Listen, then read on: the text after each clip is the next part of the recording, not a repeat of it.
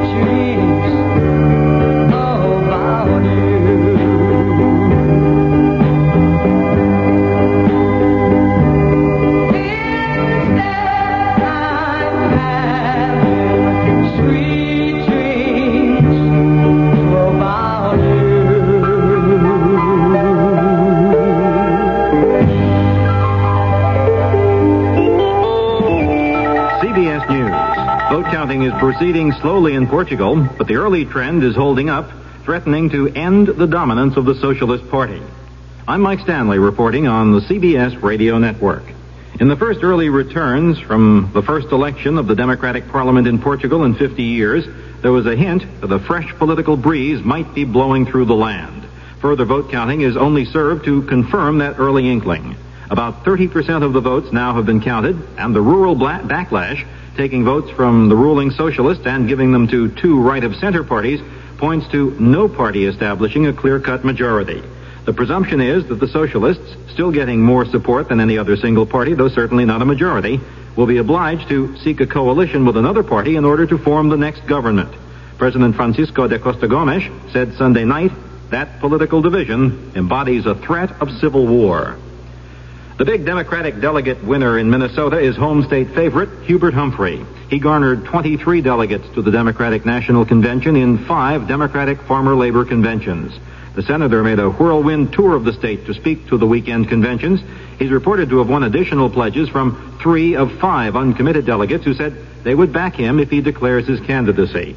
Some sources close to Humphrey indicate if Jimmy Carter is blocked from winning in Pennsylvania, Humphrey most likely will make a move to get under the wire with an entry in the New Jersey primary.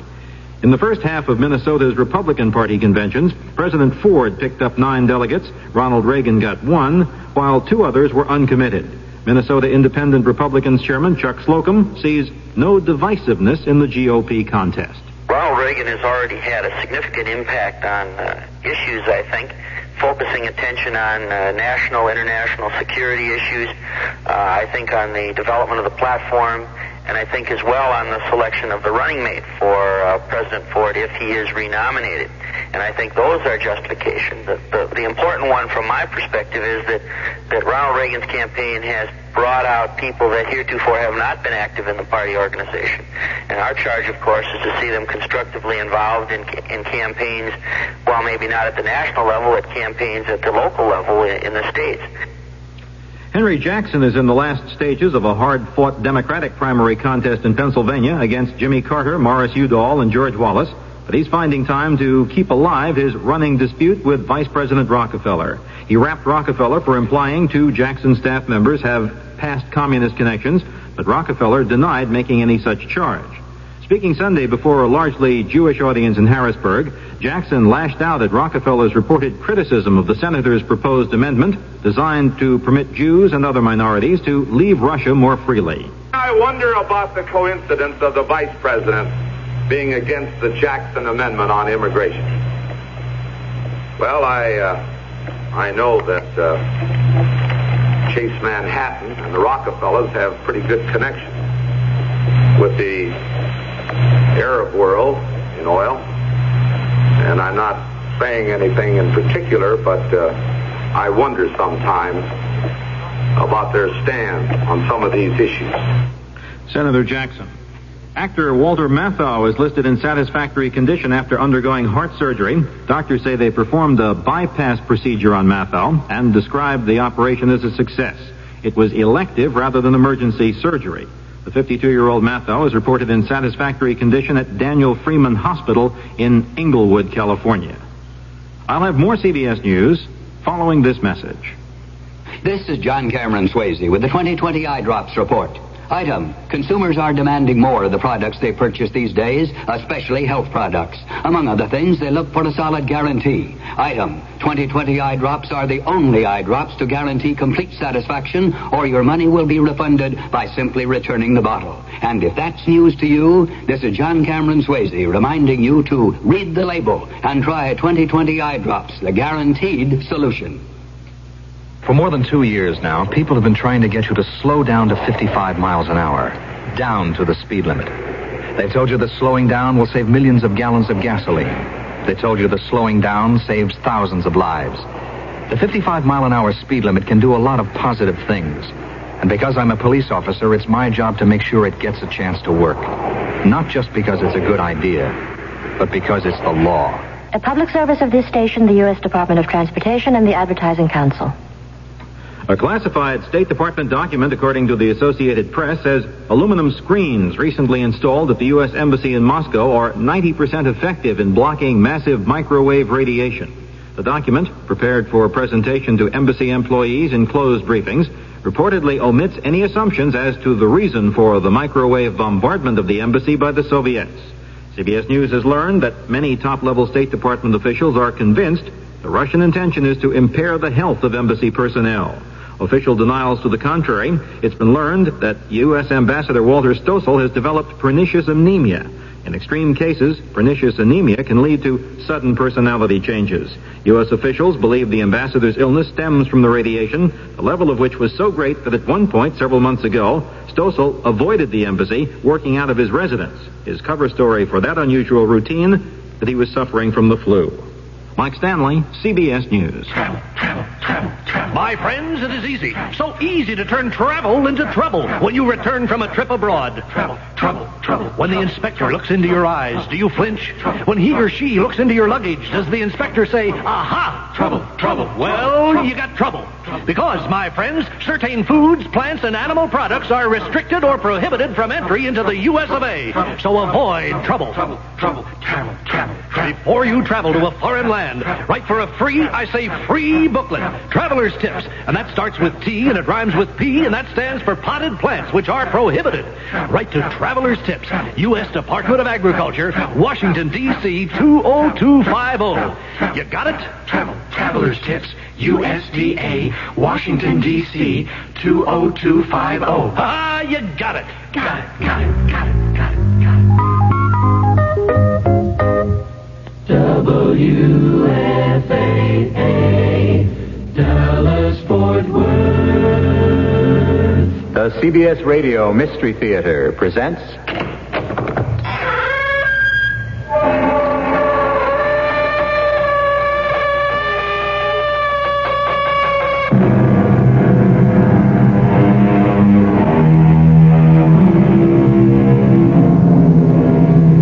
Come in. Welcome. I'm E.G. Marshall. The most magnificent of all Shakespeare's tragedies is the great love story that involves the two largest empires of their day, Egypt and Rome, and two of the most unforgettable characters in history, Mark Antony and the enigmatic, mysterious, unbridled feminine sex symbol of all time, Egypt's queen, Cleopatra. Antony, forgive my fearful sails. I never thought that you would follow. Cleopatra, you know full well my heart was to your rudder tied, and by its strings you would tow me after you. Now all is lost, and it is you who have betrayed me. Triple-tongued deceiver, my heart from now on only wars with you.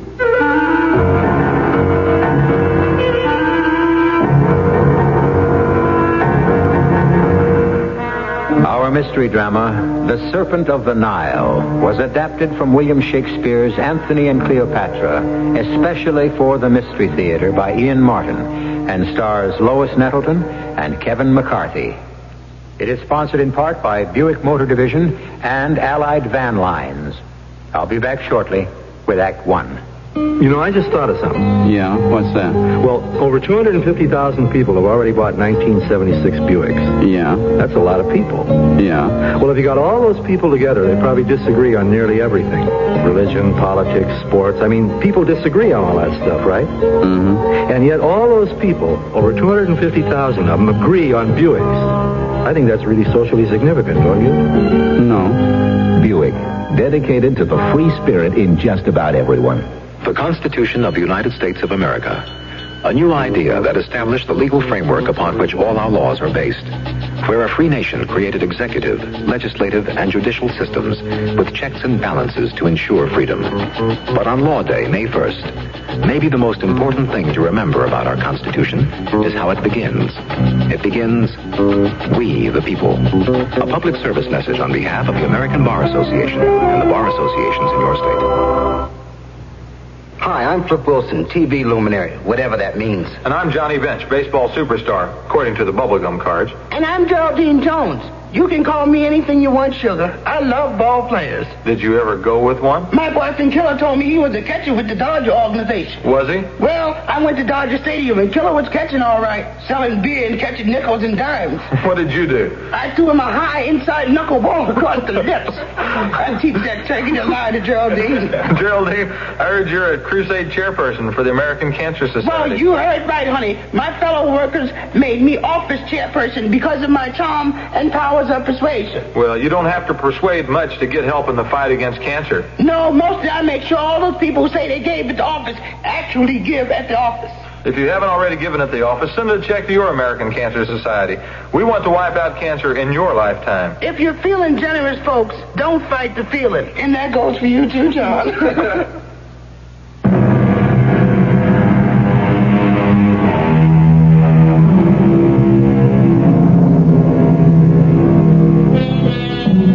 With the death of Julius Caesar, the Roman Empire was ruled by a triumvirate. Caesar's nephew, Octavian, a soldier-statesman named Lepidus, and the famous Mark Antony. It was a time of turmoil for Rome, with the triumvirate threatened by Pompey, a former ruler. And it was at this climactic time that Antony, just as his hero Caesar some years earlier had, met and fell completely under the spell of the dusky, seductive, immortal queen of Egypt, Cleopatra. While the empire of Rome tottered, Mark Antony stayed on in Alexandria, bewitched, counting the world well lost for love. Well, Anthony, if it is love, tell me how much. Oh, it's a poor love that has to be counted coin by coin. I'll set a price on me. See if it adds up to that. Then you will have to dream on a treasure not yet found under heaven. What now, Enobarbus? News, my lord, from Rome. Not now. Or, if you must, the gist. No more. No, you must hear it all, Anthony. Perhaps your wife, Fulvia, is angry. Or that boy of 20 who shares your throne has issued some imperial command that you must needs obey. What's that, love? Maybe you are ordered home by him. Ordered? Octavian is a Caesar, and your blood is in homage bound to that last name. And you know, when shrill-tongued Fulvia crooks her finger like a schoolboy, you blush and run to obey. The news... A moment. Now, hear me, Cleopatra. Let Rome fall and drown in the Tiber, and the empire tumble after.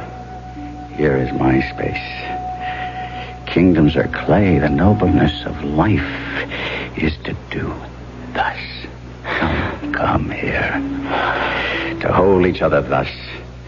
When two such as us have met, I bind my promise. I will stand against the world with you, not as Antony, but as us. Two hearts as one. Inseparable. Oh, what a lovely lie. No. Oh, come. Why did you marry Fulvia without loving her? You'll make me seem the fool I am not. Antony is Antony himself. But moved only by Cleopatra. Now, for the love of love in her soft hours, I have no time for state affairs. Later, Enobarbus. At your command, my lord. Come, my queen. Tonight, you and I shall wander through the streets together, mingling with the people as any two others, just you and I together, as if we were of them, and held no high estate. This was as you wanted it? If my beloved desires. But if that is what you wish, I need a little time to prepare myself. My Lord Antony. Enobarbus, what now, when I am preparing for the evening's revels? The news from Rome and home, which I have fed on. Well, then you digest it. Save it for tomorrow, for I fear it will not please me much. Yes and no. What does that mean? Neither of us knows, my lord, until you have the reports. Well, speak then. Wars and more wars. Your wife Fulvia's armies took the field against your brother Lucius. And? The war was broken off in friendly agreement. Well, what worse? There must be something to follow. My Lord Antony, your wife is dead. Fulvia?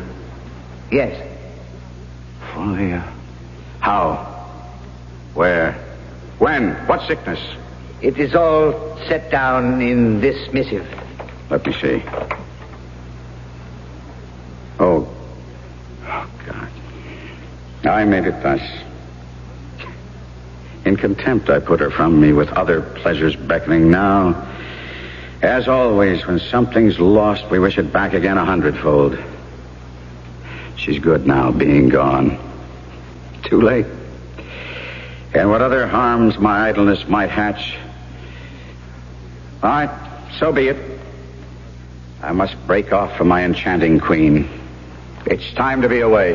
Why so, Mark Antony? Say Fulvia died for love of me. You being absent? Why, if so, then, good my lord, soldiers would kill all our women, if to suffer our departure is their death. What? Under a compelling situation, let women die. But let them not die for nothing. Fulvia is beyond your help. Cleopatra, if you leave her, dies upon the instant. I have seen her die 100 times at only your displeasure.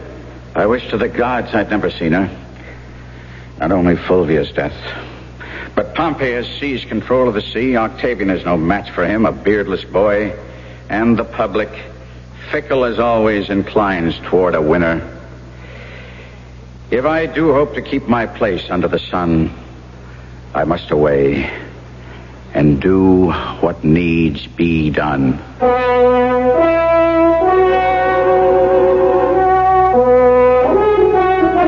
Charmian, have you seen my lord? No, madam. I thought he was with you. Some time ago. We were together, and he was much disposed to mirth.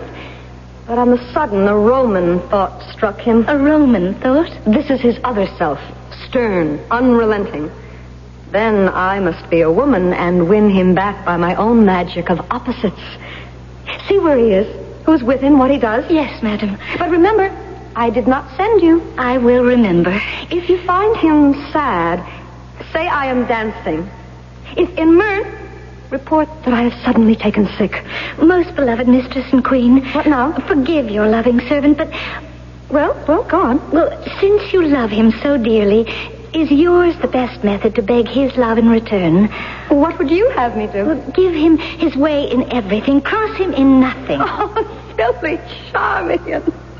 You teach like a fool. That's the way to lose him. Don't tempt him too far, please, little mistress. Oh, but here comes your master, light and gay. Then I am sick and sullen. My dearest Cleopatra, I must have a few words with you alone. Your pardon, sire. Charmian, yes, madam. Help me away. I am faint enough to fall. So sudden and so violent. I cannot listen now. My beloved queen. Please, not too near me. What's the matter, my sweet?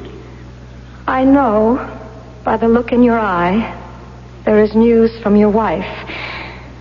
Well, you may go. I only wish she had never let you come. How could I have hoped to have you for my own, when in swearing love for me, Fulvia could claim you false to your Roman gods and name them angry? So, farewell, Antony. When you first wooed and won my love, that was the time for words. No thought of leaving then. Eternity was in our lips and our eyes. It still lies there, or should, unless the greatest soldier in the world is turned the greatest liar. Cleopatra, listen. Italy is rent by civil war. Pompey is at the gates of Rome, and in my absence has won the people's hearts from Octavian and Lepidus, with whom I share the rule. My country calls for my service, which I have never denied her, and what is more, and which should assure you in your heart of me, my wife is dead.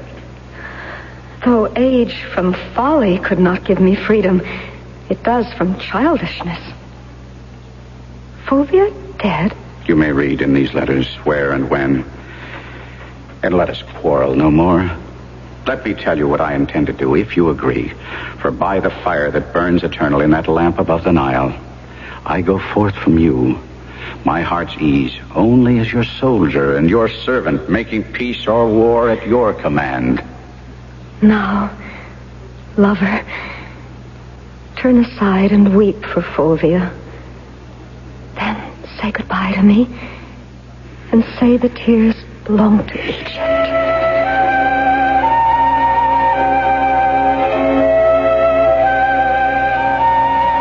So, Lepidus, we and Antony are to meet again. Advices flying before him tell us he soon will return to Rome. Not a moment too soon. We need his presence in the field. It still represents what once it was. Your pardon, Octavian. Oh, do not believe that I believe the tide of rumor. That once proud Antony now fishes, drinks, and wastes the lamps of evening in oriental revel. Rome is a republic, and the people must be served. How do you think they think of our fellow guardian of the state? I cannot believe rumors, nor that sudden evils darken all Mark Antony's goodness. Lepidus, you are too indulgent.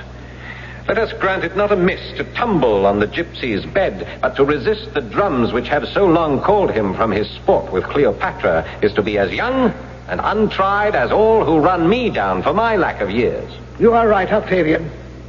It is good he will return. And what is better that we persuade him that he is home to stay?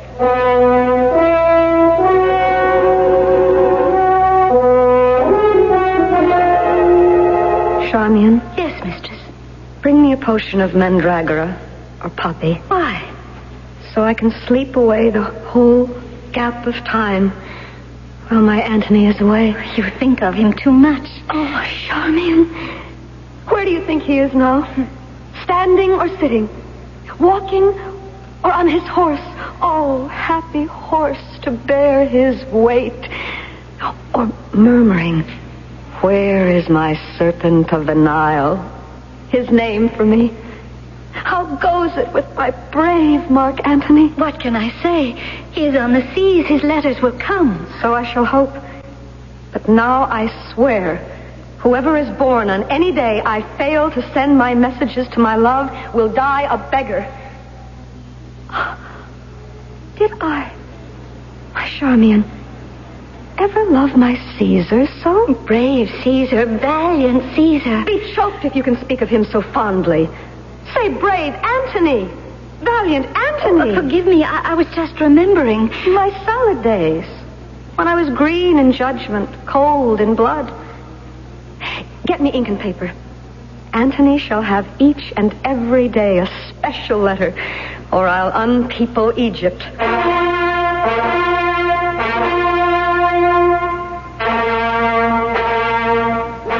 Welcome to Rome, Antony. Thank you, Octavian. Sit. Sit? In this tone of command? Now, take me not wrong, Antony. But I wrote to you in Alexandria without reply. Your message came when I was not there and occupied in some affairs. Is that all? No, Antony.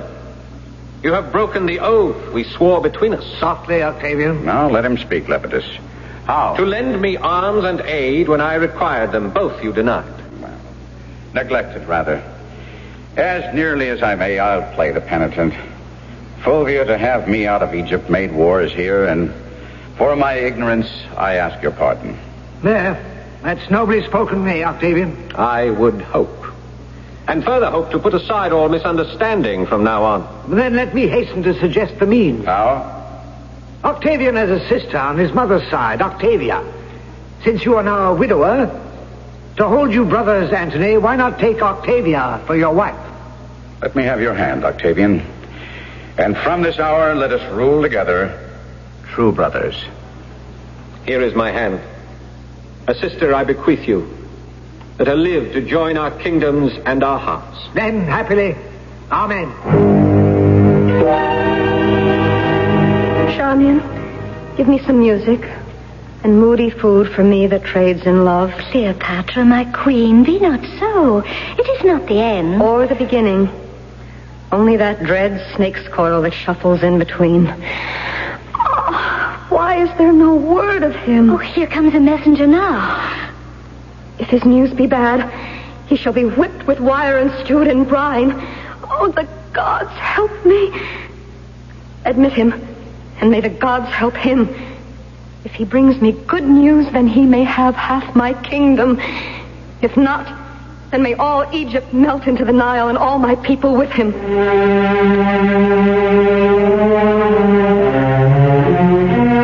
A soldier and a conqueror who is a lamb within the arms of one woman.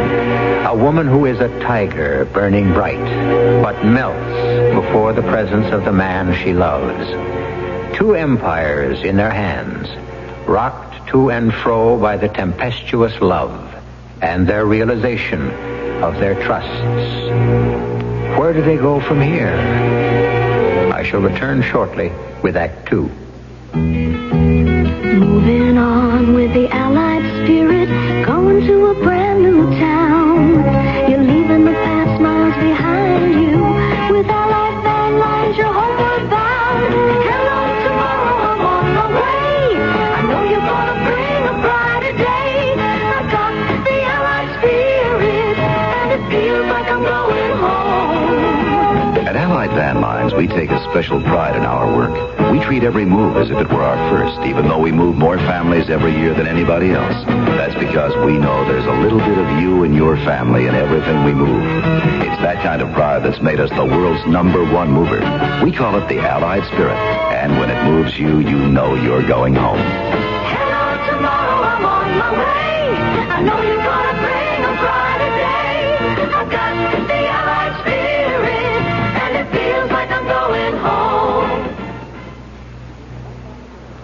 Nightline, you're on the air. About the caller who talks to her plants? Yes? She should plant her garden at the library. Uh-huh. Learning Swahili will not help her grow an African violet. That's good advice. And the caller who's looking for a new job? Oh, yeah. She should go to the library for job information. The library? She should have never lost her old one. Well, I agree. You just don't take off work for Robert Redford's birthday. No. I mean, that isn't a national holiday. You're right. The library could have told her that. Absolutely. And finally, the caller who botched up his vacation? Oh, yes. Always plan a trip at the library first. That was a shame. I mean, he should have been suspicious of any travel ad that reads 8 days and only 4 nights. Oh, you're right, yes. You know, the library has some great news services for everyone, from general information and referral to concerts and puppet shows. Well, thank you for calling, Nightline. Now I have a problem. Oh. You see, I'm at the library right now. At 3 a.m.? Well, they said it was closing time, but I started tracing my family tree, and I forgot to look at the clock. The library. Come see what's new, besides books. If there's a locksmith listening, I'd really Sure. appreciate We'll see what we can do. A public service message from the American Library Association.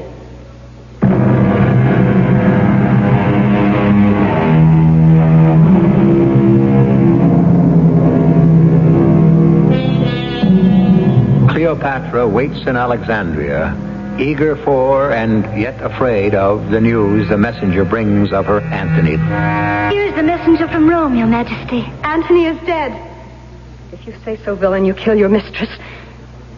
But if you tell me he is well and free, there is gold and my hand to kiss, this blue-veined hand that kings have taken and trembling kissed. First, madam, he is well. Oh, then here is gold and more gold. But if that isn't true, I'll have each gold coin melted and poured molten down your lying throat. Good madam, hear me. He is well. Well said. And Octavian and he are greater friends than ever. You'll have a fortune from me. But yet... I do not like, but yet. Speak out, man. All the good and bad together. You say he's friends with Octavian. You say he's free. I did not say free, madam. You said he was not a slave. Well, not slave to him, but to his sister, Octavia. How? What does that mean? It means that he is married to Octavia. May the pestilence strike you down as I do. Patience, madam. I'll have your eyes out, unhair your head, unless you say it is not so. And you may have a province, half my kingdom. My royal queen, I would that I could, but he is married. Rogue! You have lived too long. Madam, put aside the dagger. The man is innocent, Majesty. Some innocents are caught when lightning strikes.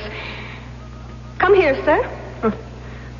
Though it be honest, it is never good to bring bad news. I tried to do my duty. And so you have. You say he's married? Come, I cannot hate you more than I do if you say yes again. He is married. The gods confound you. To Octavia? Yes. The merchandise you have brought me is too dear for me. Get out of my sight.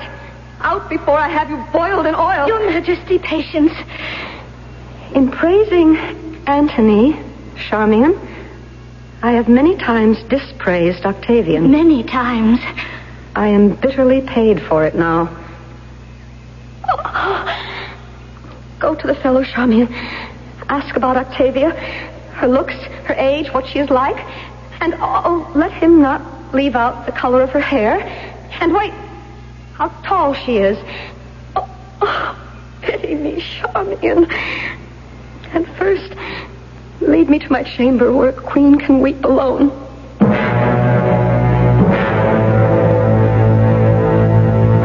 Hostage exchanged. Now we may talk before we fight. For Antony, Lepidus, and myself, brave Pompey, we will hope that words may serve us better than conflict. Too much of youth would perish if we came to battle.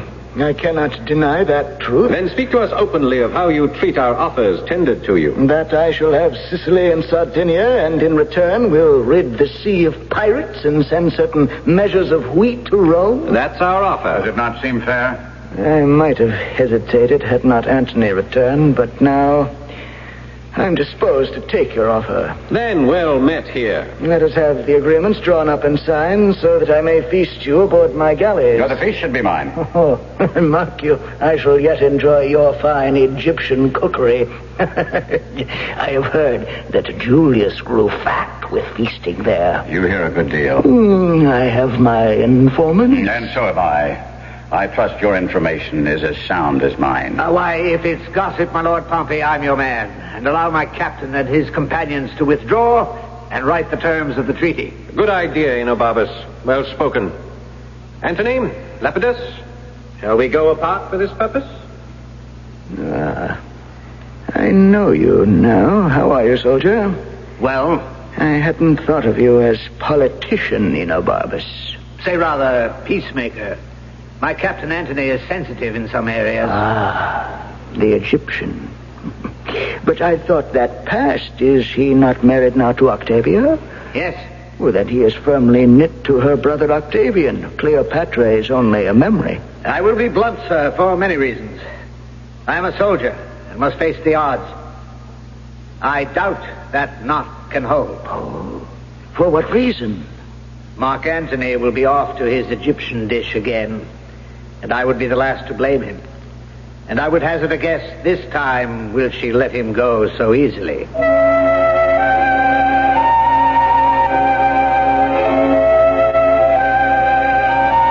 It's not only that, Octavia. Many things are excusable, and trifles do not anger me. But your brother, without consulting me, has opened war with Pompey, made his will and read it to the public, speaking in derogation of me. I've given him my best, and gotten in return nothing more than a smile that does not go behind the teeth. My lord, don't believe all rumors. For my sake, who stand between you, praying for you and loving you both. If you must believe, don't take it so to heart. Gentle Octavia, you may have to make a choice. If I lose my honor, I lose myself. But if you will be a go-between, then you must make it now. For I am making preparation for such a war as shall destroy your brother. No, give me this chance to reconcile you. Go to him if you will. And when you decide where the fault lies, make your choice. For I tell you, our faults can never be so equal that your love can equally move with them. You must choose your own company and go where your heart has a mind to.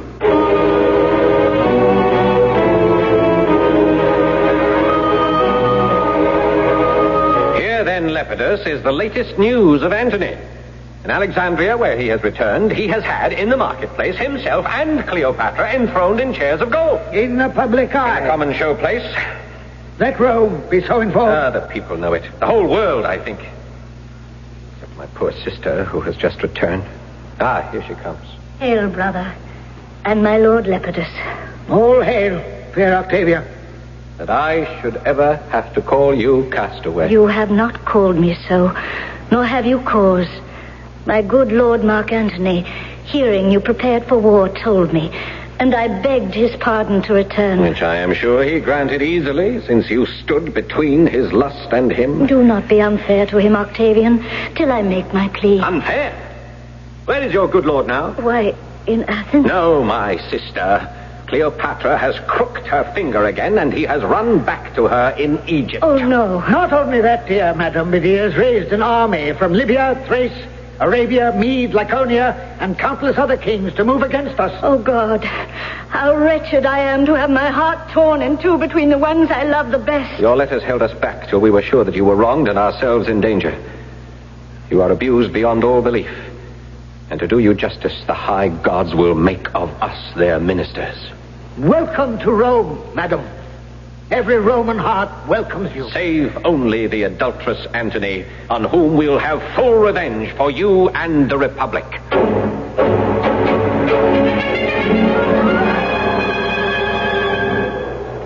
Enobarbus, why do you object to my presence at the camp? I think only of Antony. If you thought upon my lord alone, you would not be here to take from his heart, take from his brain. He is already traduced in Rome, where it is said that Cleopatra and her maids manage this war. Think Rome. May the tongues of those who speak against us rot to the roots. I bear a charge in this war. As leader of my kingdom, though I am not a man, I will not be left behind. There now, I'll say no more. Here comes the emperor.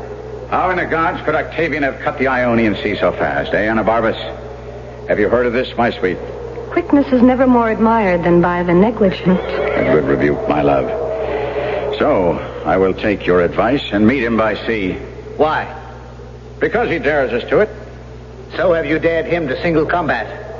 What does not suit his advantage, he shakes off, as you should. I have 60 ships to help by sea. But our ships are poorly manned by muleteers, reapers, anything we could impress for crews. We'll fight by sea. You throw away the advantage we have by land. Don't risk your battle-tested troops to rotten planks and foreign shells. We'll fight at sea, and then if we fail, we can do it by land. Lepidus? Yes, Octavian. Remember, do not strike by land. Hold your positions and do not provoke battle till we have done at sea. You know our plan. Our fortune lies upon this jump.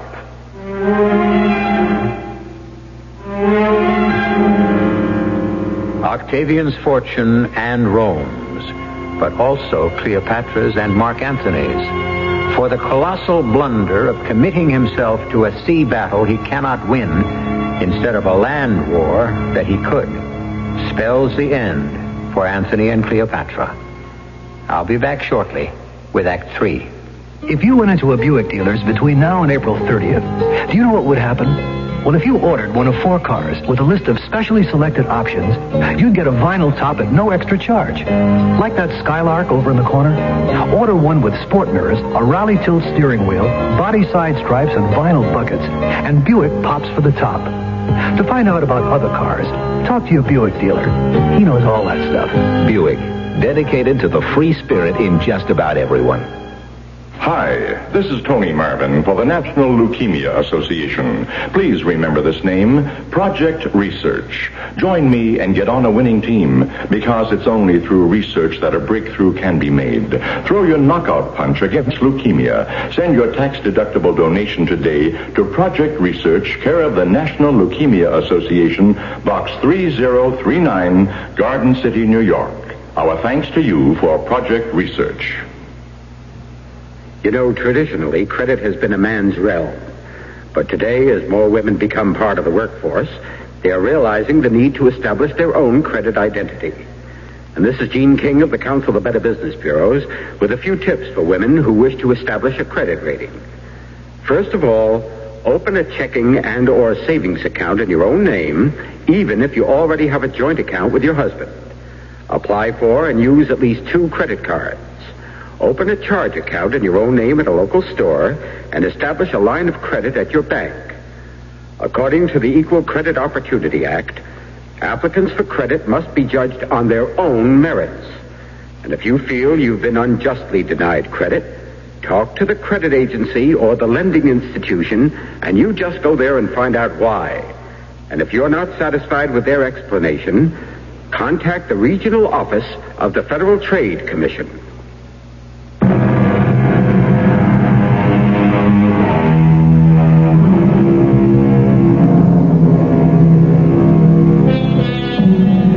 From the shore, with the rear guard of the once great land army that Antony might have led in a triumphant march on Rome, Enobarbus watches in dismay as his worst fears are more than realized. For as the 2 great armadas meet in action, suddenly the Egyptian fleet turns in flight and abandons Antony and his pitifully few and overcrowded ships to the overwhelming might of the enemy. Oh, gods, I can look at it no longer. All 60 of the Egyptian ships turned rudder and in flight. What happened, messenger? Cleopatra, in the midst of the fight, before the tide of battle was yet known, had her admiral hoist her sails and take flight. I saw that. But the rest? When once the queen's ship turned, the others followed. Then, Antony, like a doting mallard, claps on his sea wings to follow. Breaking off action at the height of battle, for shame. Manhood and honor violated. 6 kings and their legions are already left to yield to Octavian. As well they might. But I'll still follow the cause of wounded Antony, though reason sits with the wind against it. Sweet Antony, forgive my fearful sails. I little thought you would have followed. Egypt, you know full well my heart was to your rudder tied. and by its strings would you tow me after you. Now all is lost, and it is you who have betrayed me, sold me to this novice, triple-tongued deceiver. My heart from now on only wars with you, and when I am revenged upon your charm, then all is over.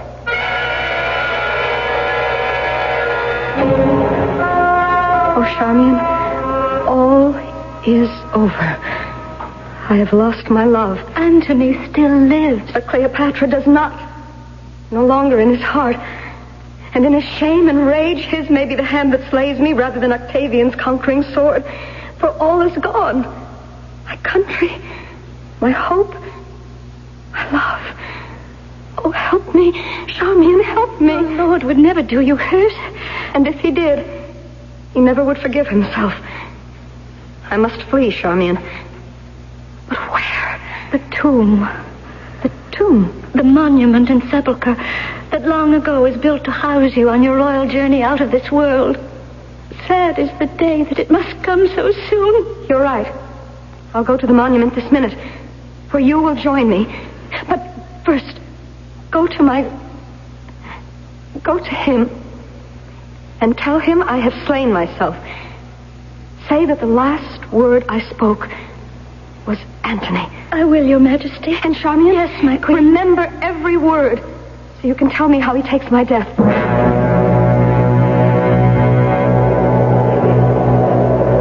My captain, the wind is heavy. I wish my heart were not. I made these wars for Egypt, and the queen whose heart I thought I had, for she had mine. But she cut cards with Octavian and false played all my glory into an enemy's triumph. No, Enobarbus, no, it's not worth tears. All that is left me is to end myself. My Lord Antony. What, her serving woman? Away, mistress. Your vile queen has robbed me of my sword. No, my Lord. My mistress loved you, and all her fortunes were wrapped up in Away, I said, away. She's betrayed me and shall die for it.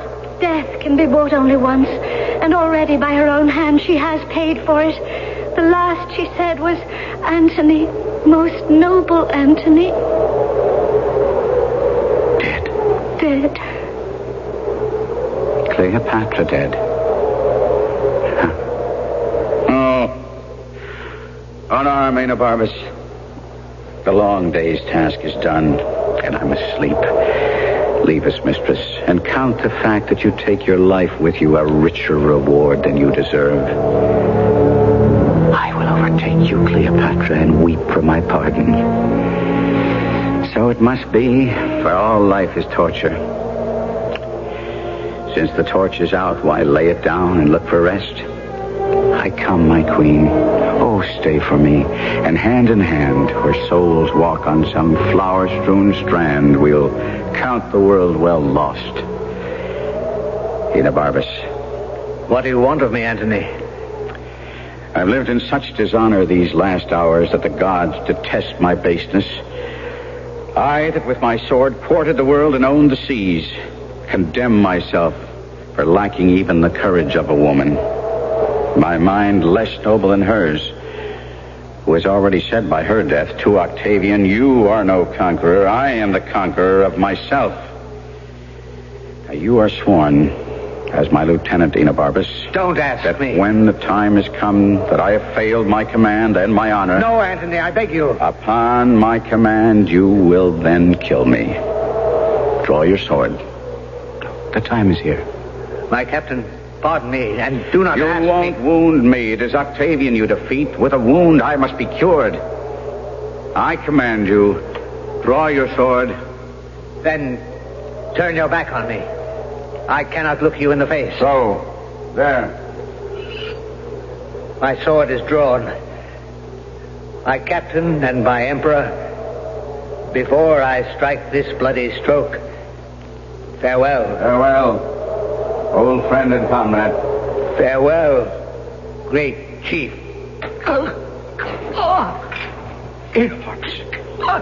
Oh, no. Falling on your own sword. So, did I escape the sorrow of Antony's death? 3 times as noble as I. Oh, you teach me, valiant Enobarbus, what I should have done, and you could not. My queen and you, by your brave instruction, have taught me well. Now I will be a bridegroom in my death and run to it as to a lover's bed. Enobarbus, your master dies your pupil, as I learned from you.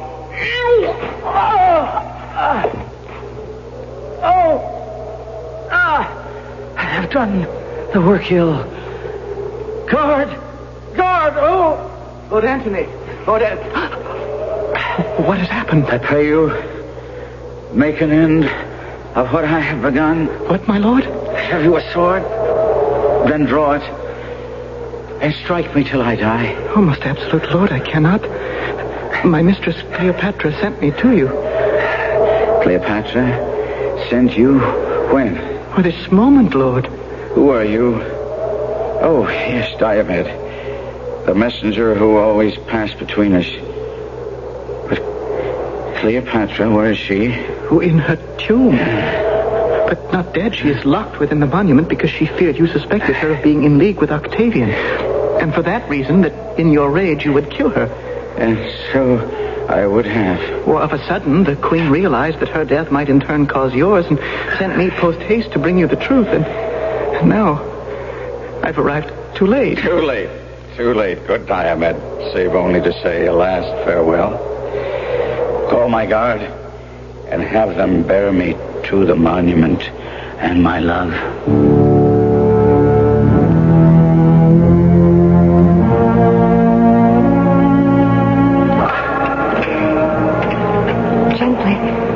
Gently put him down.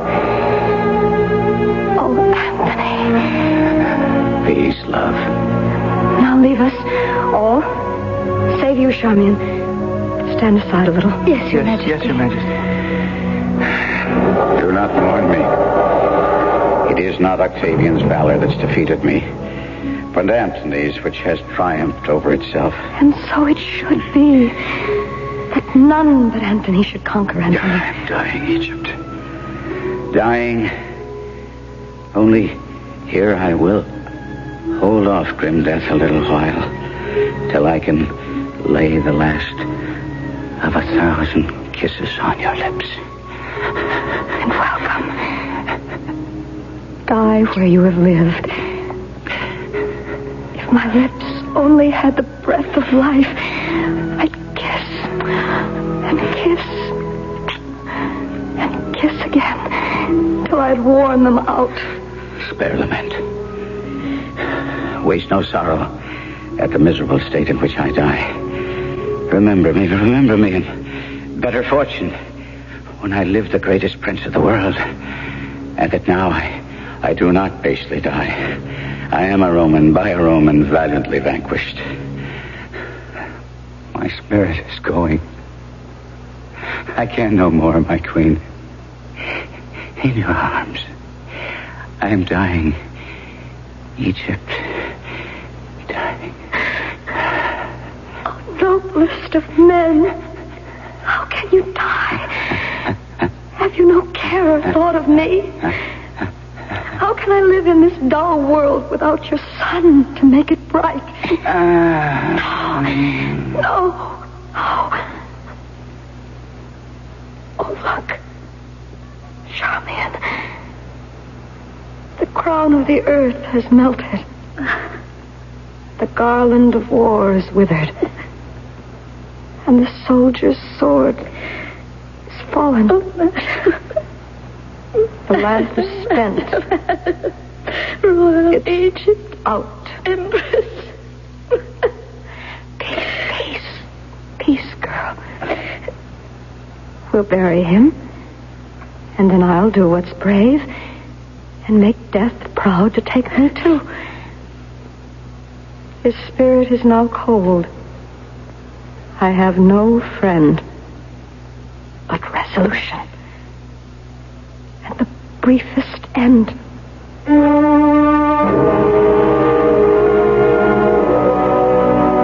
So, Charmian, Have you brought that dread serpent of the Nile? Hidden in this basket of figs, so that I could smuggle it past the Roman guard that holds you prisoner here. Have a care with that pretty worm. He pains not, but his bite is death. Hand him to me. Your Majesty. Hush. Now, give me my robe. Put on my crown. I have immortal longings in me. I seem to hear Antony call. I see him rouse himself to praise my noble act. Husband, I come. My courage will prove title to that name. I am fire and air. My other elements I leave to baser life. So, have you done? My queen is all attired. Come then. Take the last warmth of my lips. Farewell, kind Charmian. Now, be tender, asp. With your sharp fangs, this intricate knot of life, untie. Poor venomous fool. Be angry and be quick. Dissolve thick clouds and rain, that I may say the gods themselves are weeping. Hush. Hush. Do you not see the baby at my breast that suckles the nurse to sleep? As sweet as balm, as soft as air, as gentle. Oh, Antony. Antony, I am come home.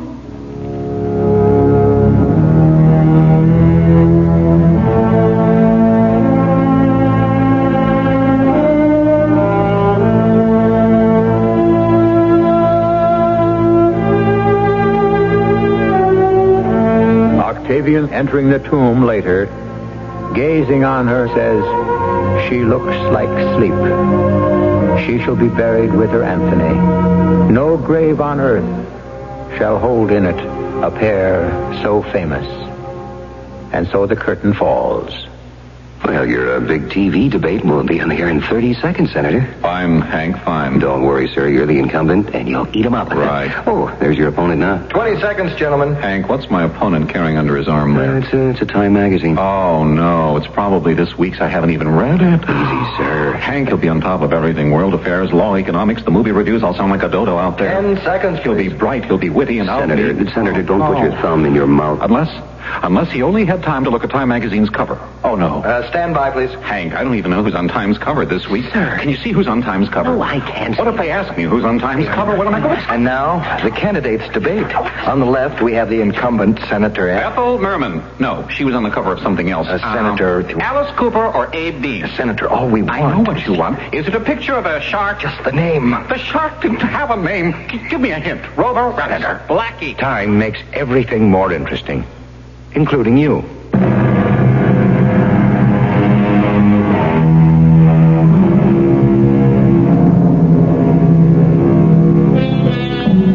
This completes our week's cycle of Shakespearean tragedies. I hope you've enjoyed them. He was a master storyteller as well as a great poet.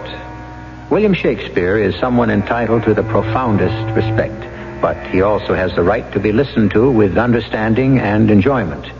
All liberties taken with the original scripts were merely to illuminate the characters and clarify the plots. After all, this week was the 412th anniversary of his birthday, and manners, language, and the way of the world have changed quite a bit. But beneath the veneer, men and women haven't. I hope Mr. William Shakespeare has had full chance to make himself understood. Our cast included Kevin McCarthy, Lois Nettleton, Carol Teitel, Robert Dryden, Russell Horton, and Paul Hecht. The entire production was under the direction of Hyman Brown. And now, a preview of our next tale. What about the police? Yeah, the police. They said they didn't know what I was talking about. Well? Frank, that's what's funny. I'm not allowed to talk to the cashier, and nobody else in the bank, including the security guard, would even speak to me. And the police, they just smiled and told me to run along. What goes on out there? It's a tight little community, that's what goes on. And no hard-nosed reporter's going to loosen it up. I don't believe it. I'll find somebody who'll spill the beans. Yeah, in your face. Why do you keep saying things like that? Because, dummy, if you become an annoyance to the three elders who run the place, you just might join those two hold-up guys your heart bleeds for. You're scared, aren't you, Frank? For your sake. Yeah. Radio Mystery Theater was sponsored in part by Time Magazine. This is E.G. Marshall inviting you to return to our Mystery Theater for another adventure in the macabre. Until next time, pleasant dreams.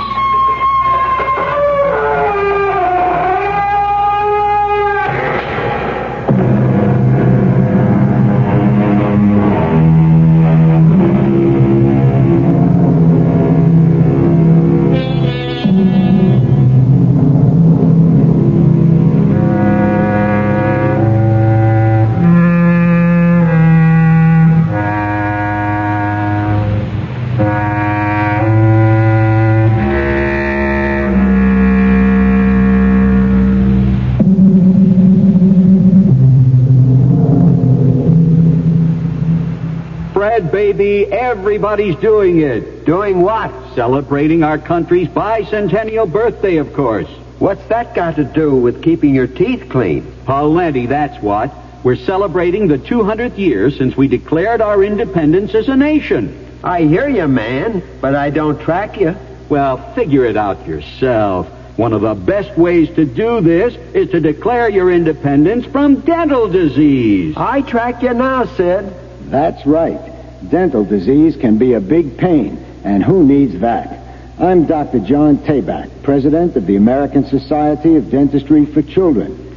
And ASDC is asking children everywhere throughout this wonderful land of ours to say Happy Birthday, USA, by brushing and flossing the plaque from their teeth. Plaque can lead to dental disease, and a happy, healthy nation must be free from that, too.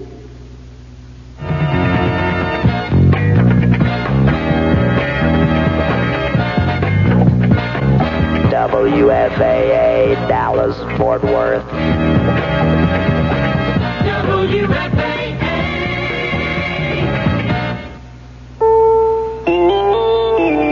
CBS News, down to the wire campaigning in Pennsylvania for Tuesday's primary. I'm Rita Sands reporting on the CBS Radio Network. You've been listening to the OTR Gold Network. Find more classic radio at otrgold.com.